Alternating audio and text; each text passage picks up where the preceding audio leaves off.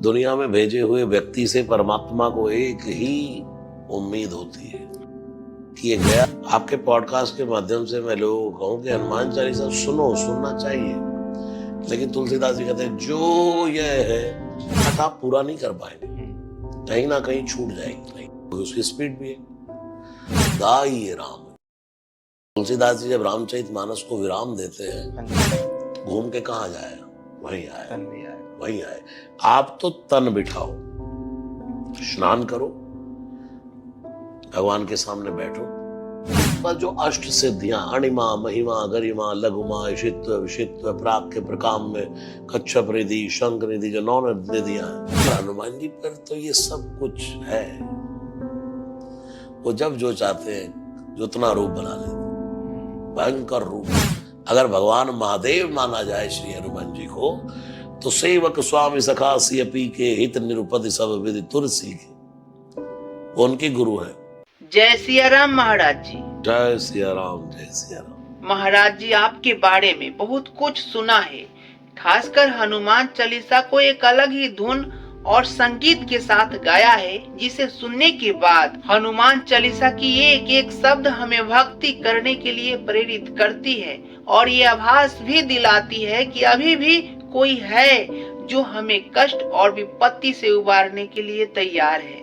तो महाराज जी, आप हमें ये बताइए कि हनुमान चालीसा और इसकी एक एक शब्द इतनी प्रभावशाली क्यों है, खासकर आपका गाया हुआ हनुमान चालीसा की पीछे की बातें, और ये भी बताइए कि आप हनुमान जी की भक्ति करना ही क्यों स्वीकार किए, इसका क्या रीजन है, कोई अन्य का क्यों नहीं। देखिए, इसी लय में सुंदरकांड का पाठ हनुमान चालीसा हम प्रारंभ से ही गाते हैं, बस उसी को वेस्टर्न बीट में डाल करके, क्योंकि शुद्ध भारतीय शास्त्रीय संगीत पर हमारे सुंदरकांड के पाठ चलते हैं, उसी पर हनुमान चालीसा, उसी पर बजरंग बाण, सब तो ऐसे ही बस स्टूडियो में जहाँ मैं गाता हूँ वहां से उन्होंने लोफाई में कन्वर्ट कर दिया इसको, और वो पूरे यूथ में, क्योंकि इसमें बेसिकली भारतीय शास्त्रीय संगीत है और वेस्टर्नाइट बीट है, तो वो दोनों का मिश्रण हो।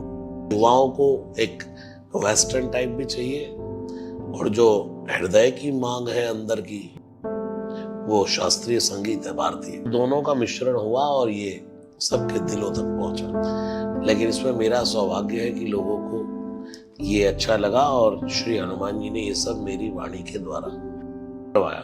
उसमें बस यही है, जय सिया राम, जय सिया राम, जय सिया राम, जय जय सिया राम, जय सिया राम, जय सिया राम, जय सिया राम, जय जय सिया राम, जय हनुमान, जय हनुमान, जय हनुमान, जय जय हनुमान, जय हनुमान, जय हनुमान, जय हनुमान, जय जय हनुमान। तो महाराज जी, आपने जो हनुमान चालीसा गाया है, जिसे लोगों ने खूब सराहा, राम नाम कर अमित प्रभावा, ये सब राम नाम की महिमा है। क्या आप अभी लाइव गा सकते हैं? जय सिया राम, जय जय सिया राम, जय जय सिया राम, जय जय सिया राम, जय जय सिया राम, जय जय सिया राम, जय जय सिया राम, जय जय सिया राम। श्री गुरु चरण सरोज रज निज मन मुकुर सुधारे, बरनउँ रघुबर विमल जसु जो दायक फल चारि। बुद्धिहीन तनु जानिके सुमिरो पवन कुमारे, बल बुद्धि विद्या देव मोहि हरऊ कलेश विकार।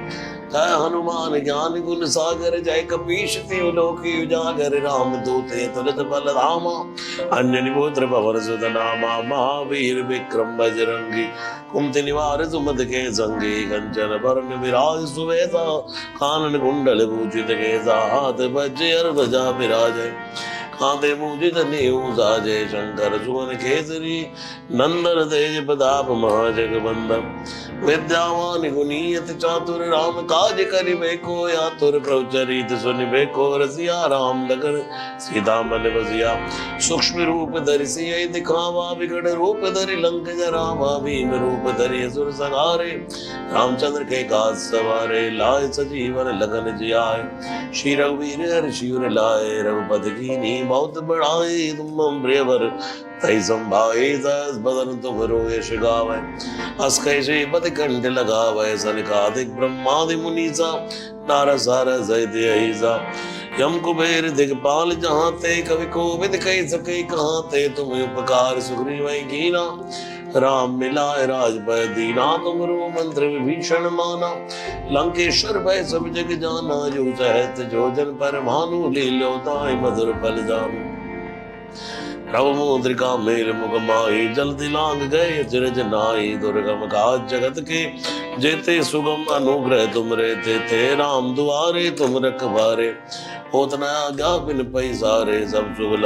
तुम्हारी सरना तुम रक्षक काहू को डरना आपन तेज सवारो आप तीनों लोक हाकते कांपे भूत पिशाच निकट नहीं आवे महावीर जब नाम सुनावे नासै रोग हरे सब पीरा जपत निरंतर हनुमत बीरा संकट दे हनुमान छुड़ावे मन ग्रह वचन ध्यान जो लावे सब पर राम तपस्वी राजा तिनके काज सकल तुम साजा और मनोरथ जो कोई लावे सोई यमन जीवन फल पावे चारों युग परताप तुम्हारा है पर सिद्ध जगत उजियारा साधु संत के तुम रखवारे सुर निकंदन राम दुलारे अष्ट सिद्धि नवनिध के दाता स्वर दीन जानकी माता राम रसायन तुमरे पासा सदा रहो रघुपति के दासा तुमरे भजन राम को पावे जन्म जन्म के दुख बिसरावे अंतकाल रघुवरपुर जाहि जहाँ जन्म हरि भक्त कहा और देवता जितना धरई हनुमत से ही सर्व सुख करई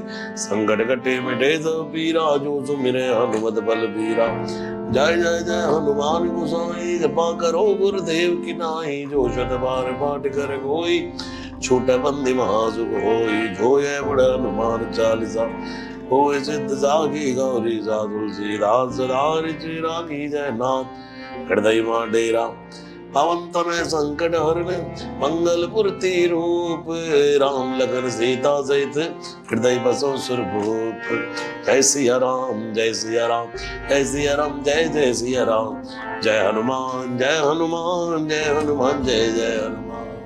थैंक यू सो मच कि आपने मेरी वाणी की लाज रख ली। मैंने कहा हनुमान चालीसा गाने के लिए और आपने गाया। साथ ही एक क्वेश्चन है कि हनुमान चालीसा लोग क्यों पढ़ते हैं और हनुमान चालीसा में ऐसा क्या है कि हनुमान चालीसा पढ़ते ही एक अलग ही एनर्जी फील होने लगती है। देखिए दुनिया में भगवान ने भेजा है तो ये भगवान को गाना, भगवान को याद करना है। दुनिया में भेजे हुए व्यक्ति से परमात्मा को एक ही उम्मीद होती है कि ये गया है तो मेरे नाम का जाप करे। हनुमान चालीसा गाना, राम भजन गाना, राम राम करना, ये सब भगवान को याद करना है। यानी कि हे प्रभु हम बहुत धन्यवाद कर रहे हैं आपको कि आपने मनुष्य का जीवन दिया, वो भी सनातन धर्म में दिया, वो भी भारत में दिया जहाँ गंगा बहती है, जहाँ यमुना बहती है, जहाँ राम है, जहाँ कृष्ण है, जहाँ हर घर में तुलसी है, गंगा जल है। तो ये सब भगवान का धन्यवाद है। प्रार्थना मैं तो कहता हूँ कि प्रेयर थैंक्सफुल प्रेयर है। एक होते डिमांडफुल, एक होते थैंक्सफुल। तो हम ये थैंक्सफुल प्रेयर करते हैं भगवान से। महाराज जी मैंने ऐसा भी फील किया है और लोगों से सुना भी है कि हनुमान चालीसा सुनते ही भूत पिशाच नकारात्मक शक्तियाँ दूर भाग जाती है। आखिर इसके पीछे की बात क्या है? सब सुख लहै तुम्हारी सरना। एक हनुमान जी की शरण में सब सुख मिलते हैं और देवता चित्त न धरई हनुमत से सर्व सुख करई। सब सुख लहै तुम्हारी सरना और जिसकी रक्षा हनुमान जी करे तुम रक्षक काहू को डरना। हनुमान चालीसा ही कहता है भूत पिशाच निकट नहीं आवे महावीर जब नाम सुनावे। एक बात आपने कही कि यार भूत पिशाच हो तो प्ले कर दो हनुमान चालीसा। हनुमान चालीसा प्ले करने का विषय नहीं, श्री हनुमान चालीसा पढ़ने का विषय है। आपके पॉडकास्ट के माध्यम से मैं लोगों को कहूँ कि हनुमान चालीसा सुनना चाहिए, लेकिन तुलसीदास जी कहते हैं जो यह है पढ़े। हनुमान चालीसा पढ़ना है। हनुमान चालीसा ये भी निकाह याद करो कि भाई जाप करो, सिर्फ पुस्तक खोल के पढ़ लो, जो यह पढ़े। हनुमान जो शब्द लगा, कोई भी पढ़े। मैं बहुत लोगों से सुनता हूँ कि महाराज जी सुबह गाड़ी में बैठते हैं, आपका ही हनुमान चालीसा ऑन कर देते हैं। मैं उनको कहता हूँ सुनो, लेकिन सबसे पहले गाड़ी में बैठ के पढ़ो। तो लोग कहते नहीं आपका हनुमान चालीसा चला के हम साथ साथ पढ़ लेते, वो पाठ आप पूरा नहीं कर पाएंगे, कहीं ना कहीं छूट जाएगी, नहीं उसकी स्पीड भी है। तो हनुमान चालीसा गाड़ी में बैठो, अपने मंदिर में बैठो तो पढ़ो। श्री गुरु चरण सरोज रज निज मन मुकुर सुधार। मैं तो कभी कभी कपड़े पहनते पहनते ही शुरू कर देता हूँ, सीढ़ी से उतरते उतरते, लिफ्ट से उतरते उतरते, जहां समय लगता है मुझे अब कुछ नहीं करना, ठीक है भाई शुरू कर दे। हनुमान चालीसा पढ़ने का विषय है, इसको पढ़ो। तो सब जो भी आपके पॉडकास्ट के माध्यम से देख रहे हैं, उन सबसे यही कह रहा हूं कि आप हनुमान चालीसा को पढ़ें। कुछ लोग कहते हैं कि मैं और हमारे घर में पूरे दिन चलता है, तो मैं कहता हूँ उसका फल फिर एलईडी को ही मिलेगा, उसका फल यूट्यूब को ही मिलेगा, पेमेंट सब यूट्यूब पे खाता में जाएगी। आप तो पढ़िए, फिर सुनो। राम ही सुमिरिए, गाइए राम। तुलसीदास जी जब रामचरित मानस को विराम देते हैं तो 3 बातों का वर्णन करते हैं। राम ही सुमिरिए, दुनिया में अगर कुछ सुमिरन करना है राम ही सुमिरिए, और अगर गाना है तो गाइए राम ही। गाना है तो राम को गाना है, और सुनना संतत सुनिए राम गुण ग्राम। सुनना है तो राम नाम, गाना है तो राम नाम, सुमिरन करना है तो राम नाम का। तो ये महत्व है। धन्यवाद महाराज जी कि आपने यह क्लियर किया कि हनुमान चालीसा सुनने की चीज नहीं, पढ़ने की चीज है, और पढ़ने से ही लाभ इसका प्राप्त होगा। महाराज जी आप हमें ये भी बताइए कि हनुमान चालीसा में ऐसी कौन सी शिक्षा है जो मनुष्य के जीवन में काफी अहमियत रखती है। देखिए मैंने अभी कहा जो यह पढ़े, पढ़ो भाई। दूसरा क्या है, सूरदास जी ने एक पद लिखा, मेरो मन अनत कहाँ सुख पावे। ये जो मन है ना, ये घूमता ही रहता, मणि राम है, इसको कहता है मणि राम। मन के हारे हार है, मन के जीते जीत, मन ही मिलावत राम सो मन ही करत फजीत। ये जो मन है ना, इंसान का मन ही मनुष्य नाम कारणम बंधनम मोक्षयो। भगवान श्री कृष्ण गीता में कहते हैं कि इंसान के बंधन और मोक्ष का कारण मन ही है। कुछ लोग कहते हैं हम बैठते हैं हनुमान चालीसा करते हैं, मन नहीं लगता, मन नहीं लगता, मन कहीं इधर उधर भागता है। तो मैं कहता हूं भाई मन तुम्हारे हाथ में है ही नहीं, आपके हाथ में तो तन है, तन को बिठाओ। सूरदास जी ने कहा, अभी मैं आपको बता रहा हूं, मेरो मन अनत कहाँ सुख पावे, जैसे उड़ो जहाज को पंछी फिर जहाज पे आवे।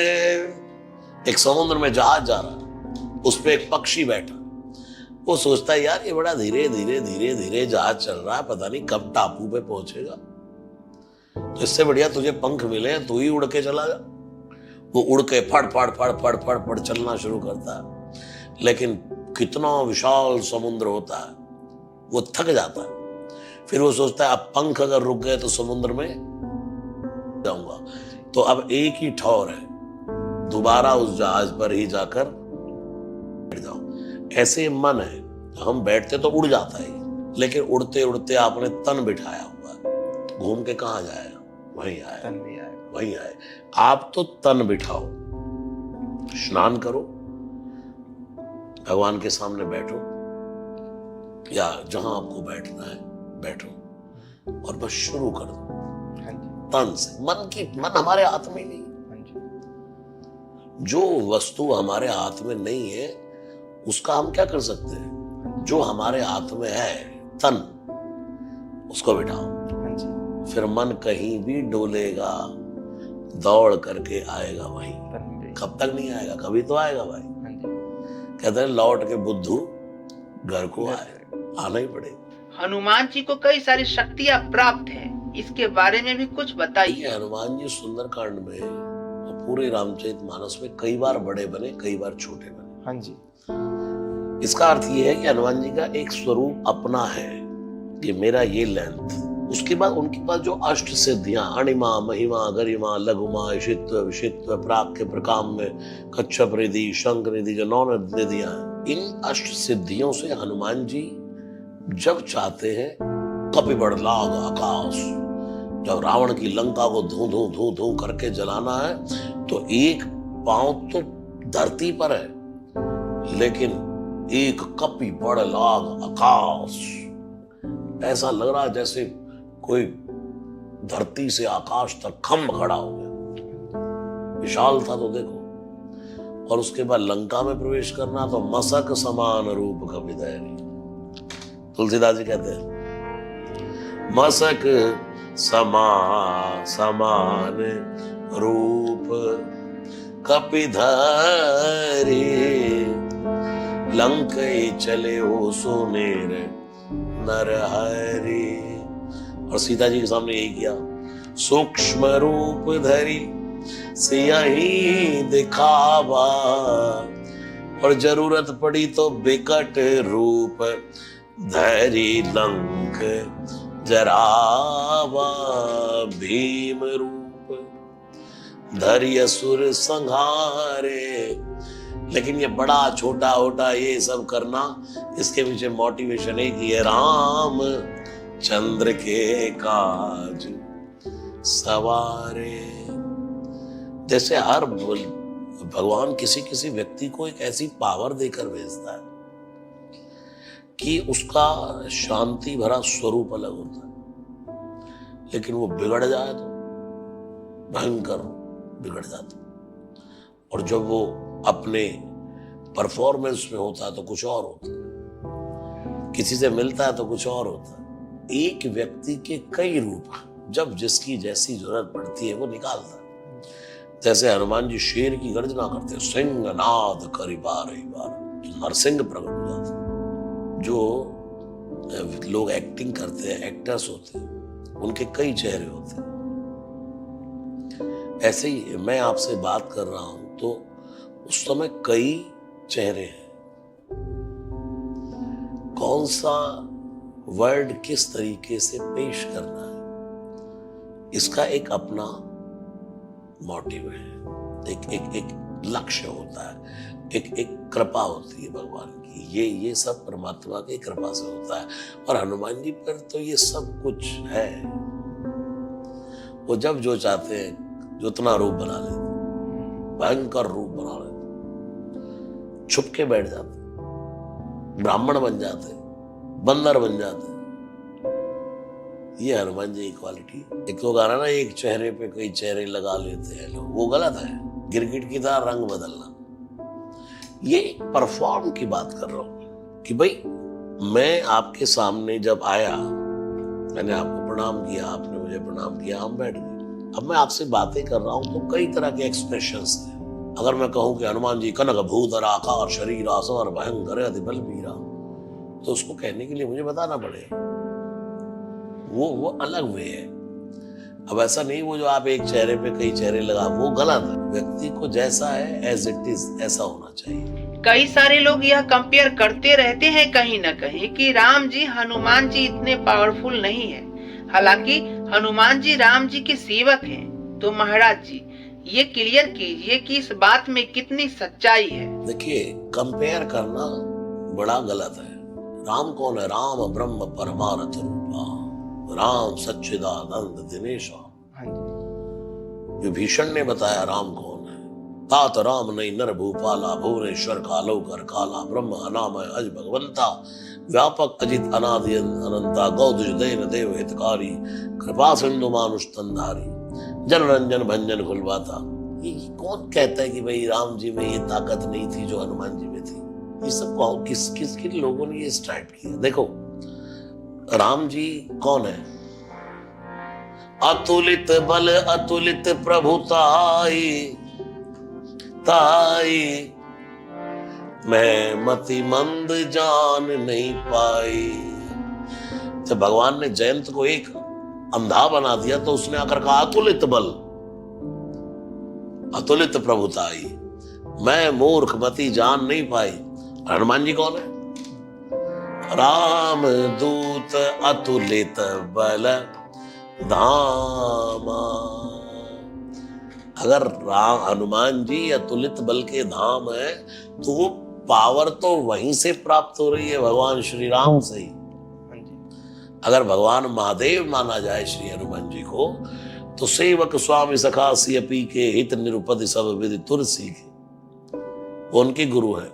राम से ईश्वरा सा रामेश्वर। हाँ, तो ये सब कहना बहुत गलत है कि राम जी में ये ताकत नहीं, हनुमान जी में ये ताकत है। नहीं, इन पचड़ों से बाहर निकलना चाहिए। बल्कि जो हनुमान जी को प्राप्त हो रहा है वो सब श्री राम से ही हो रहा है। और समर्थ को नहीं दोष गुस्सा, ये दोनों ही समर्थ है। एक और शिव है, एक और विष्णु है, एक और हरि है, एक और हर है। एक और हरि राम बनकर के नर लीला कर रहे हैं, एक और हर बंदर बन के लीला कर रहे हैं। हरि नर बनकर के लीला कर रहे हैं और हर बंदर बनकर के लीला कर रहे हैं। दोनों नाटक कर रहे हैं। समर्थवान दोनों है, जो चाहे सो कर दे। एक मुक्का मारते तो लंकिनी समेत ही थड़ थड़ थड़ थड़ थड़ पूरी लंका गिरा दी थी हनुमान जी ने। मुठिका एक महाकपिहनी, रुधिर बमत धरनी ठनमनी। और तुलसीदास जी लिखते हैं पुनि संभार। लंकिनी ने लंका को संभाल लिया, नहीं तो सब तहस नहस तो एक घूसे में ही हो जाता। घूसा पड़ा लंकिनी को, धड़ धड़ धड़ धड़ लंका गिर गई। सामर्थ्य तो देखो। और राम जी का सामर्थ्य देखे तो एक बाण मारा था मारीच और सुबाहु को, एक ही बाण में 7 योजन पार फेंक दिया। किसको? मारीच को। तो जैसे ही भगवान श्री राम ने एक बाण उठा करके मारा तो मारीच को 7 योजन पार फेंक, लेकिन सुबाहु को वही अग्नि का बाण मार के मार डाला। तो इतने सामर्थ्यवान भगवान श्री राम, एक बाण चलाते तो लंका को ध्वस्त कर देते। इसलिए कंपेयर कभी नहीं करना कि जो राम जी में नहीं है वो हनुमान जी में है। जो हनुमान जी में है वो राम जी से ही उतर रहा है, और जो राम जी में है वो श्री शंकर से ही उतर रहा है। वो उनके गुरु एक ही है। इनको भिन्न नहीं मानना चाहिए। महाराज जी, आपने बताया कि श्री राम और श्री हनुमान जी एक ही हैं, इनकी कोई कंपेयर नहीं किया जा सकता। लेकिन रावण और हनुमान जी का तो कंपेयर किया जा सकता है। कृपया इसके बारे में कुछ बताइए। देखिए, राम और हनुमान जी का कंपेयर नहीं, लेकिन रावण और हनुमान जी का तो कोई कंपेयर नहीं है। बहुत फर्क है। रावण कौन है? विद्वान। लेकिन हनुमान जी कौन है? विद्यावान गुणी अति चातुर। रावण विद्वान है, हनुमान जी विद्यावान है। एक बूढ़े जामवंत हनुमान जी के पास है और एक बूढ़ा नाना रावण के पास है। माल्यवंत अति जरठ निशाचर। फर्क इतना है, रावण एक दिन नाना को कहता है बूढ़ भयऊ न तो मरते हो तो ही, तू बूढ़ा हो गया बुढ़े, तुझे मार डालता मैं। और एक हनुमान जी के पास बूढ़े हैं जामवंत, वो कहते जामवंत मैं पूछूं तो ही, बताइए मुझे क्या करना चाहिए। यही फर्क है रावण और हनुमान जी। तो रावण ने कभी बूढ़े की मानी नहीं और हनुमान जी ने कभी बूढ़े की टाली नहीं। कितना फर्क है विद्यावान और विद्वान में। 10 खोपड़ी थी इसकी। क्या था? खोपड़ी, यानी कि सब कुछ खो दिया फिर भी पढ़ी है। एक मान्यता ऐसी है कि 4 वेद 6 शास्त्र रावण के खोपड़ी में ही बसते थे। लेकिन ज्यादा ज्ञानी होने के बाद, विद्वान होने के बाद किया क्या? राम जी की सीता का हरण। राम की सीता कौन है? शांति। शांति सीता समानीता आत्मा रामो विराजते। सीता जी शांति है और रावण राम जी की शांति चुरा लाया। और जिस हनुमान जी को कोई लेना देना नहीं, वो राम जी की शांति खोजने निकले। जो व्यक्ति दूसरों की शांति भंग करे वो रावण प्रवृत्ति है। जो व्यक्ति दूसरों को शांति प्रदान करने की कोशिश करे वो हनुमंत प्रवृत्ति है। ये भेद है रावण में और हनुमान जी। एक ही फर्क था, मैंने रावण को मार दिया। रावण को किसने मारा? मैंने, उसकी मैंने रावण। महाराज जी, आप हमें ये बताइए और ये संशय दूर कीजिए, मनुष्य दो तरह के काम करता है, एक पाप कर्म करता है, एक पुण्य कर्म करता है। मैं इस बात के लिए तो क्लियर हूँ कि पाप कर्म नहीं पुण्य कर्म करना चाहिए, लेकिन अज्ञानता इस बात की है कि पुण्य कर्म के श्रेणी में कौन कौन कर्म आती है। देखिए, भगवान ने सबको एक बुद्धि देकर भेजा है। कर्मों का हिसाब ये है, कर्मण्येवाधिकारस्ते मा फलेषु कदाचन। भगवान श्री कृष्ण गीता में कहते हैं, तुलसीदास जी भी कहते हैं, कर्म प्रधान विश्व रचि राखा, जो जस करहि सो तसी फल चाखा। जो जैसा कर्म करता है उसको वैसा ही फल मिलता है। समाज में, दुनिया में भी कोई लाख करे चतुराई, कर्म का लेख मिटे नारे भाई। कर्म का लेख मिटे नारे भाई। कर्म बहुत बड़ी चीज है। एक भजन है, मेरे राघव के दरबार में सब लोगों का खाता। मेरे राघव के दरबार में सब लोगों का खाता। जिसने जैसा कर्म किया है वैसा ही फल पाता। जिसने जैसा कर्म किया है वैसा ही फल पाता। मेरे राघव के दरबार में सब लोगों का खाता। कर लेने की कमाई रे बंदे, कर्म न करना काला। हजार आंख से देख रहा है तुझे देखने वाला। सत्य की नैया पार लगाता, पुण्य की नैया पार लगाता, पाप की नाव डुबाता। मेरे राघव के दरबार में सब लोगों का खाता। तो जैसा जो कर्म करेगा वैसा उसको भुगतना पड़ेगा। कर्म की ही गति है। जैसा बीज डालेगा किसान वैसा ही फल होगा। इसलिए दुनिया में आकर के हम, कुछ लोग कहते हैं हम बड़े अच्छे कर्म करते हैं फिर भी जीवन ये ऐसा चलता है। तो भाई प्रारब्ध है। तुलसी पिछले पाप से हरि चर्चा न सुहाए। जैसे तेज बुखार में भोजन की रुचि जाए। कुछ लोगों को भगवान का भजन अच्छा लगता है। अरे भगवान का भजन करने की टाइम है कोई है? जब बुढ़े होंगे तब करेंगे, अभी नहीं, बुढ़ापे में करेंगे। अरे भाई तुझे क्या पता कि तेरा बुढ़ापा आएगा भी कि नहीं। और भगवान को बासी फल चढ़ाया जाता है कि ताजा ताजा। और ये जो जुआनी है, बचपन है, ये ताजा है। बुढ़ापा तो सड़ा हुआ फल है, तो वो चढ़ाएंगे भगवान। तब जपेंगे राम राम राम। जब नाक से पानी बह रहा है, कान से पानी बह रहा है, दिखाई नहीं दे रहा, पानी का गिलास मांग रहे हैं, मर गए हैं, तब बोलेंगे राम राम राम राम। ऐसी मान्यता लोगों। लेकिन भगवान को तो युवानी से भजन करना चाहिए। सत्संग करो युवानी में, बुढ़ापा किसने देखा है। ये तो भगवान को मनाने का जन्म से ही।